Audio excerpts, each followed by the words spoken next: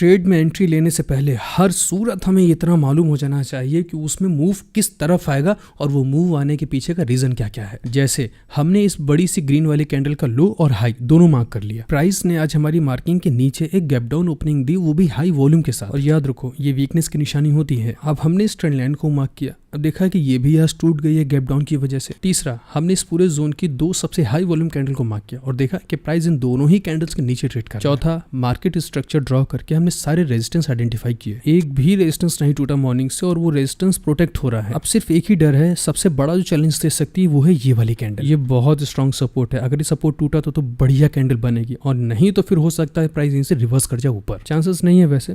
अब उतरते हैं लोअर टाइम फ्रेम पर और यहाँ पर कुछ मार्किंग्स करते हैं। अब जब इतनी सारी चीजें देखी तो लोअर टाइम फ्रेम पर उतर के मार्क करने की जरूरत क्या है, ये देखना जरूरी होता है कि प्राइस लोअर टाइम फ्रेम पर भी क्या स्ट्रक्चर्ड वे में गिरा है या कोई अनसर्टेन मूव आया है। तो लोअर टाइम फ्रेम पर भी प्राइस पूरी तरह से सेटिस्फाई कर रहा है। अपने लेवल्स को रीवेरीफाई करने के लिए हमने फिबोनाची ड्रॉ कर दिया, पूरे डाउट्स खत्म हो गए। अब एंट्री जो हमें लेनी थी 9.15 की हाई पर लेनी थी। प्राइस जब रेंज के अंदर री एंटर कर रहा था बट किसी वजह से मिस हो गई एंट्री वहां पर। अब बात की फिर हमने दोबारा से एनालिसिस की तो जो एंट्री डिसाइड हमने की वो इस वाली कैंडल पर की। ठीक था, जगह भी सही थी और स्टॉप लॉस भी ठीक ठाक ही मिल रहा था, तो हमने यहीं पर एंट्री ले ली। स्टॉप लॉस लगाया, टारगेट सेट किया और अब हम इसको होल्ड करेंगे आखिरी तक। वीडियो को लाइक कर देना और चैनल को सब्सक्राइब जरूर करना। एक बात याद रखो, डाउट है ट्रेड ही मत करो। ट्रेड कर दिए हो तो फिर डाउट मत रखो। प्राइस अच्छे से स्मूथली नीचे की तरफ गिर रहा है और हम कॉन्फिडेंट है कि नीचे की तरफ गिर जाएगा।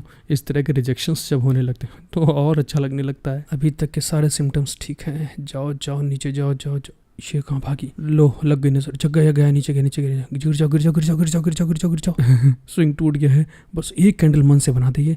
भागो भागो भागो भागो भागो। एसएल हिट होते होते बचा कितना 12-13-14 हज़ार का प्रॉफिट इस वक्त का चल रहा है अपना। 6,500 क्वांटिटी शॉर्ट करके बैठे BHEL के अंदर। देखते हैं क्या होता है।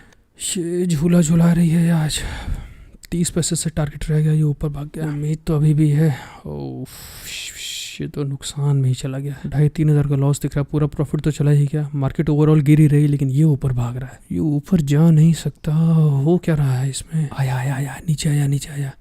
आत्मा घुस जाती है इसके अंदर कभी कभी। सारे जब इस तरह की सिचुएशन बनती है ना, पिछले और इस टाइम के सब पाप पुण्य याद आने लगते हैं। नहीं लॉस नहीं।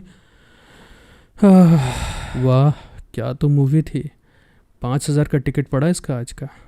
पूरा थ्रिल इसने दे दिया हमको, फास्ट एंड फ्यूरियस से ज़्यादा। चार्ट्स देखना चाहोगे? हुआ क्या है आज? यहाँ मिली एंट्री, प्राइस नीचे गया, ऊपर गया, यहाँ से ऐसे हिट हो गया।